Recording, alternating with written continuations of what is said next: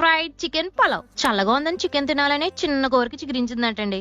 నేను చేయను అని చెడమాడ తిట్టయితే చల్లదు కదండి. చిరునవ్వుతో చికెన్ వండేద్దారండి. మీడియం గా కొట్టించుకున్న చికెన్ ముక్కల్లో కొంచెం ఉప్పు, పసుపు, కారం, అందులోనే కొంచెం మిరియాల పొడి, కొంచెం చికెన్ మసాలా, గరం మసాలా కూడా వేసుకున్నాక అందులోనే కొంచెం కార్న్ ఫ్లోర్, ఓ చెక్క నిమ్మరసం పిండుకుని, కొంచెం అల్లం వెల్లుల్లి పేస్ట్ వేసుకుని, నచ్చితే కొంచెం ఫుడ్ కలర్ కూడా వేసుకుని శుభ్రంగా కలిపేసి 30 నిమిషాల పాటు మ్యారినేట్ చేసుకుని పక్కన పెట్టేసుకోండి. ఇప్పుడు సలసలా మరుగుతున్న నూనెలో వీటిని వీలైనంత మటుకు విడివిడిగా వేసేసి వెంటనే గట్టి పెట్టకుండా కాస్త బుడగలు తగ్గిన తర్వాత గట్టి పెట్టుకుని శుభ్రంగా వేపేసి ముక్కు పొడి రంగులోకి మారిన తర్వాత తీసుకుని పక్కన పెట్టేసుకోండి. ఇప్పుడు గిన్నెలో కొంచెం నూనె, అందులోనే కొంచెం నెయ్యి కూడా వేసుకుని, నెయ్యి కరిగాక పలావ్ సామాన్లు అన్ని వేసేసుకుని, అందులోనే పిడికెడు జీడిపప్పు వేసుకుని దోరగా అయిపోయింది. అందులోనే కొన్ని ఉల్లిపాయ ముక్కలు, పచ్చిమిర్చి కూడా వేసుకుని 2 నిమిషాలు వేగిన తర్వాత అందులోనే కొంచెం అల్లం వెల్లుల్లి పేస్ట్ వేసుకుని పచ్చాసన పోయి వరకు శుభ్రంగా ఏగి నూనె పైకి తేలిన తర్వాత కొంచెం బిర్యానీ మసాలా, చికెన్ మసాలా కూడా వేసుకుని శుభ్రంగా కలిపేసి కొంచెం పెరిగి వేసుకున్నాక కొత్తిమీర, పుదీనా వేసుకుని నిమిషం వేగిన తర్వాత అందులోనే మనం ఫ్రై చేసి పెట్టుకున్న చికెన్ ముక్కలను కూడా వేసేసుకుని శుభ్రంగా కలిపేసి 2 నిమిషాలు మగ్గిన తర్వాత బాగా నానిపోయిన బాస్మతి రైస్ ని 2 కప్పులు అందులో వేసేసుకుని ఓ నిమిషం అయిపోయింది. ఇప్పుడు అందులోనే 3 కప్పులు నీళ్లు పోసుకుని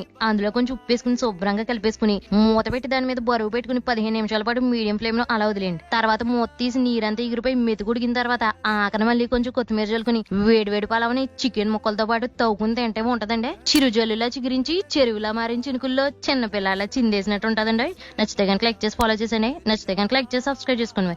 మీకు ఇంకేమేమి వంటకాలు కావాలో కామెంట్ సెక్షన్ లో అడిగండి. ఉంటానే.